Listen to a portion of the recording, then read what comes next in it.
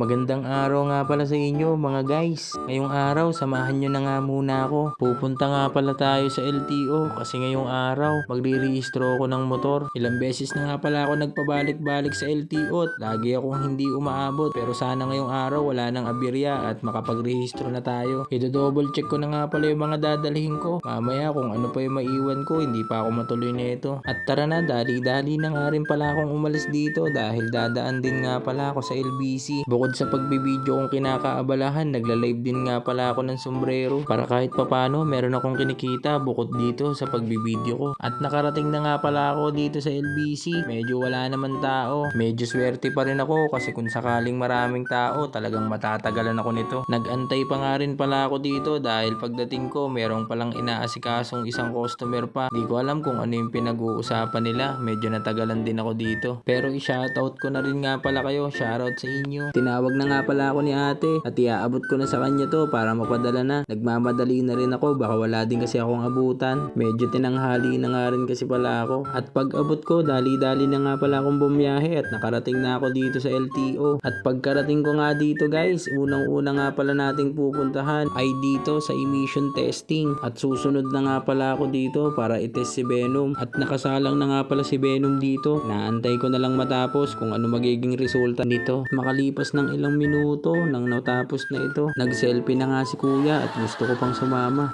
At sa wakas, nakuha ko na nga pala yung resulta ng aking emission test. Pupunta na nga pala ako sa pangalawang hakbang kung saan ipapasa itong papel na to. Nagtanong na nga din pala ako kasi hindi ko sigurado mamaya-maya kung saan ko i-submit ito. At tinuro na ni kuyang guard kung saan ko nga pala isa-submit ito, doon daw sa nakaputing nakapila. Pwerte pa rin ako kasi kahit papano, ganito lang yung pila. At ipapakita ko sa inyo kung gaano kadami yung tao dito. Pero hindi lahat yan nagre-rehistro. Yung iba, kumukuha ng lisensya at nagpaparehistro ng lisensya. At sa ilang minuto kong pag-aantay dito sa pila, sinabit ko na nga pala ito at dumiretso na ako dito. Pagdating nga pala natin dito, ipapasa lang ulit natin tong papel para naman i-check yung ating motor. I-check nila kung gumagana ba yung ating preno or ang ating ilaw. Dito nagulat ako, akala ko naman kung ano yung pinagmimitingan nila dito. At nang matapos na nga pala nilang ma-check si Venom, nakalimutan ko pa yung susi. Nakakalimutan na talaga ako. At mag-aantay na nga lang ako ng ilang minuto, maya-maya tapos na to. Inaantay ko na lang pala dito yung resulta ng aking papel kung okay ba yung pag-check nila dito. At inabot din ako ng ilang minuto dito, hindi pa rin sila tapos. At nandito nga pala si Venom, tapos na rin nga pala nila i-check to. Inaantay ko lang talaga yung papel. At nang matapos na nga pala, inabot na sa akin yung papel at nagulat ako, ganito na nga pala kadami yung aantayin kong pila. Sa pag-aantay ko nga pala dito, naganap muna ako ng upuan dahil nangangalay na nga pala ako. At na makahanap nga ako ng upuan, inaantay ko na lang na tawagin ako. Sa mga magpaparehistro, agahan yung pumunta para hindi kayo magaya sa akin. Nung una kong punta dito, talagang wala akong inabot. Hanggang sa napauwi na lang ako, wala rin talaga akong nagawa. Makalipas ng halos 5 minuto, kakaantay ko. Hindi lang ata 5